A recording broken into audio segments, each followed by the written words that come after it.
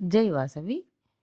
ఈ వాసవి అంతం చేయడానికి ముఖ్య కారణం ప్రతి ఒక్క ఆర్యవైశ్యులు దీనిని నేర్చుకొని మీరు చేసే సభా కార్యక్రమాల్లో, మహిళా మండలిల్లో దీనిని చెప్పడం అలవాటు చేసుకోవాలని, చేసుకుంటారని ఆశిస్తూ జై వాసవి. జై వాసవి. పెనుగొండాపుర నాయకి